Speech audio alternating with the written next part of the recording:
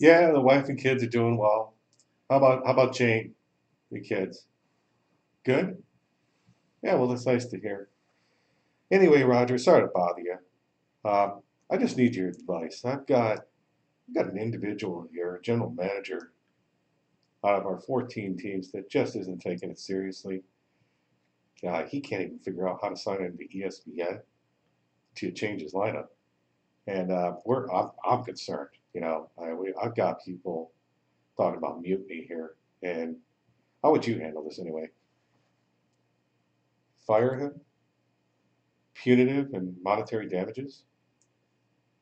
Okay, seems reasonable to me. Well, thank you for the time, sir. I know you're busy. We'll talk to you soon. Bye bye now. Good afternoon, sports fans. It's your commissioner, the Polish Pontiff, proud to present to you the second installment of the Commissioner's Quarterly Report. Let's go back to what we shared with you last time. Standings through 3 weeks. Most noticeably,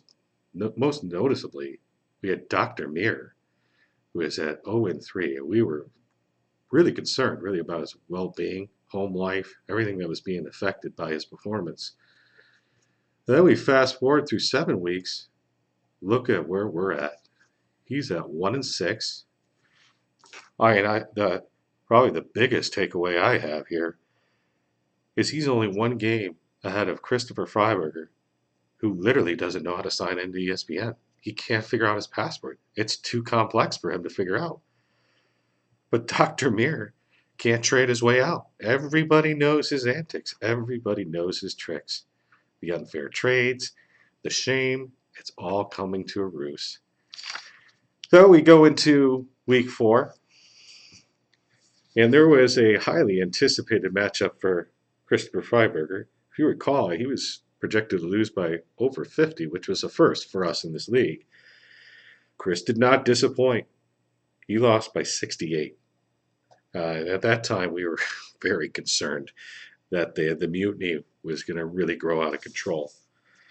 We go into week 5, and we thought, well, maybe the friendly camaraderie and the Sea Lamp Control program would pull Chris back into maybe trying to be competitive by facing his comrade, Dr. Sifkis. And it didn't do anything. Chris lost by 95, which at that time was a new record. So we look at another result, later on that week. I faced Zach Blevins, who, unfortunately, he's just having one of those fantasy seasons that we all, if we played over the years, we've all had. We have a good team that scores well. You just play the wrong team every week that ends up getting the high score, which I did, and I'm very proud of that. So we feel bad for you, Zach, but not that bad. Continue to grind away. Let's jump into week 6, and we have a couple of things to point out. First off, we have some summaries. So let's go over the results of the science program. Not only was it an embarrassment, but we'll start off with the Lamboners getting it taken out by SOS teammate Jeffrey McCauley by nearly 20. Then we'll move on to Dr. Mir, who was disposed of by 105 points by the SOS director, yours truly, now a new record for all-time beating. Then we're going to go on to Reed Swanson, which, quite frankly, I didn't have too much. I didn't expect too much from him, but he laid down for Lisa Walter, which it's been tough for her to even buy a win.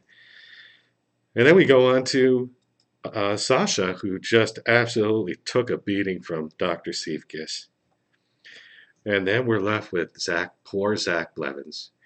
He now has tied the record for a 105-point loss to the Looney Pony Jeff Tyson, which leaves our last standing science team members, Kerry Kozel and Dan Zielinski. And yeah, I got to tell you, I didn't expect Kerry to win this, but after phoning Dan Zielinski, trying to figure out what happened, we heard he sacrificed his own results.